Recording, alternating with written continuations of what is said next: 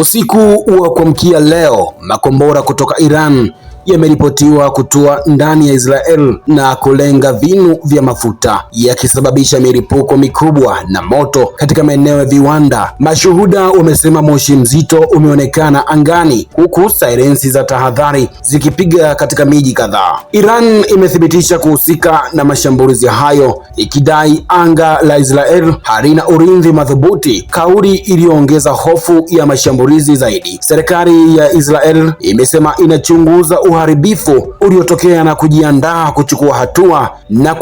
kuchukua hatua za haraka, huku ikiwasihi wananchi kubaki majumbani. Tukio hilo pia limeibua mjadala katika United Nations Security, ambapo baadhi ya mataifa yametoa wito wa kusitishwa kwa mashambulizi na kuanza mazungumzo ya kidiplomasia ili kuepusha vita vikubwa vya kikanda. Napitia baadhi ya comment ambazo mmetuandikia hapa. Namuona huyu hapa anasema hii hali inatisha sana.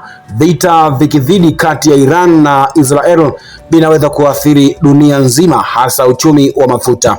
Mmoja anasema, mwingine huyu anasema inasikitisha kuona watu wanaendelea kuathirika na vita. Solution ni mazungumzo ya amani badala ya mashambulizi.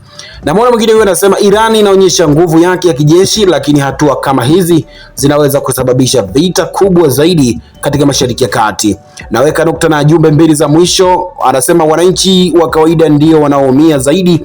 Viongozi wa dunia wanapaswa kuingilia kati haraka ili kuzuia hali isiharibike.